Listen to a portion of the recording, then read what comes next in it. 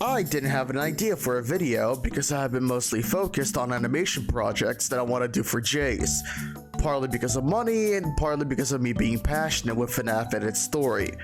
And suddenly, I had a realization of one of the reasons as to why Five Nights at Freddy's was able to stand out so much compared to the rest of indie horror games released in 2014, aside from Alien Isolation.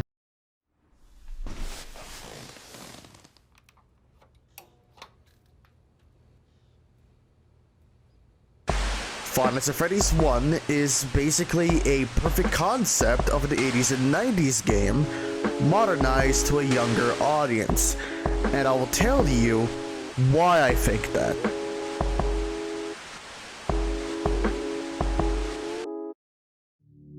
The first thing that I'm going to focus is on its core idea that inspired Scott Braden Coffin to make the game in the first place, to explore the fear that children and adults had for Chuck E. Cheese and its characters according to its Kickstarter page. The idea came to Scott's mind because of the questionable YouTuber named Jim Sterling and the video she made of Chipper & Sons Lumber Co., which was criticizing the game's characters for looking too creepy for a children's game and that they look like Chuck E. Cheese characters. In theory.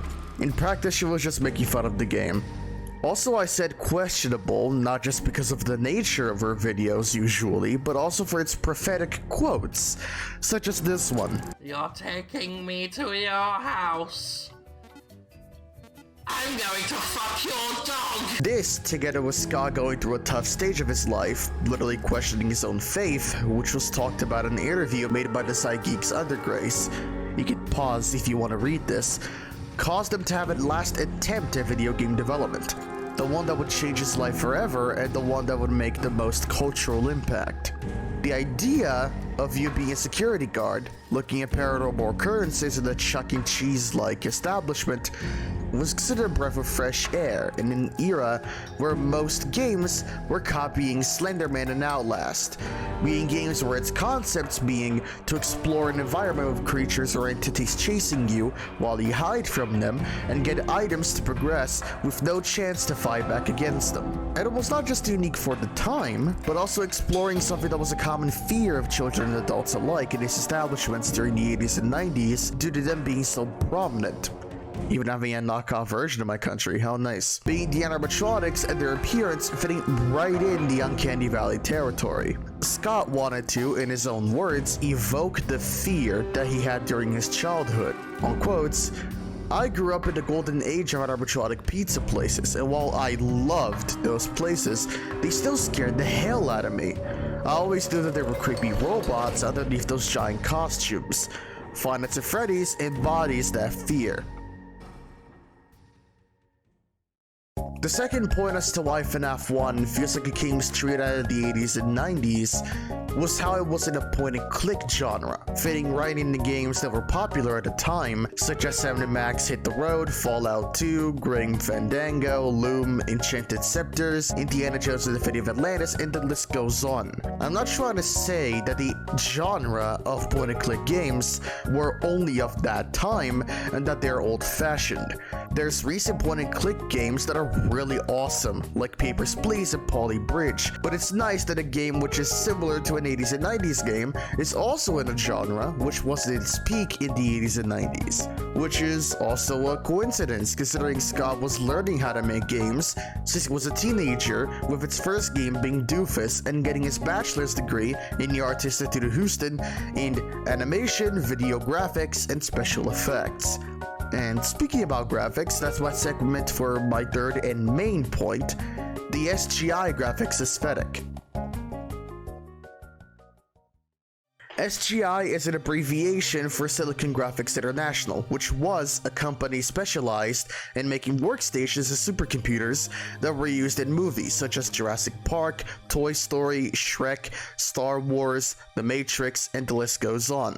They also helped Nintendo to make the Reality Code processor, which was used on the Nintendo 64, and indirectly contributing them with their workstations, which they used to make the promotional images of not just Nintendo 64, but Super Nintendo as well, being the reason why I call them SGI graphics. Killer Instinct, Super Mario RPG, Mario Party, Super Mario 64, Donkey Kong Country, Star Fox 64, and the list goes on, with not just Nintendo renders, but Sega renders as well, with Sonic 3D Blast, Sonic Extreme, Nights in the Dreams, and etc. And Scott's style with its games still has the SGI style with a twist on its head, and the best games that has that look in them are The Desolate Hope, Chipper and Sons Number Co, and The Pilgrim's Progress. FNaF was no different than that, managing to catch the feel those SGI graphics images could evoke on people, and managed to evolve it to its own style,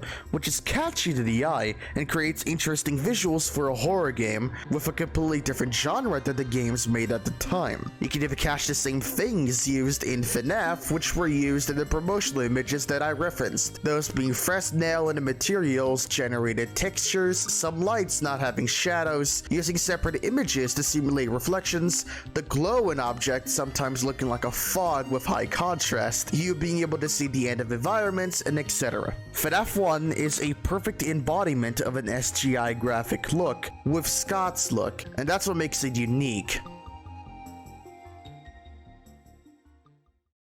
My fourth argument as to why I think Five Nights at Freddy's is an 80s and 90s game is the arcade feel that it gives to the player. FNaF 1 manages to follow the same beats that an arcade game does, especially in its custom night mode. A game of a simplistic story which is made as an extra element for the player, which throws the same player right into the challenge, which the player has to, sometimes, fail over and over again to understand how to be able to finish the current challenge and go right into the next. It even seemed that in an older gameplay video in Scott's YouTube channel, the game would have a system of lives which the player had in the game. If that system was in the game, it could theoretically go two ways. If the player lost all of them, he would have to try all over again, or, like Sonic the Hedgehog on the Genesis or Mega Drive, waiting for the player to press continue, or just get sent right back to the title screen. On mobile and later consoles, the game even introduced things like cheats you could buy or manually get to use during gameplay, like the infamous Konami code in games like Contra and Castlevania.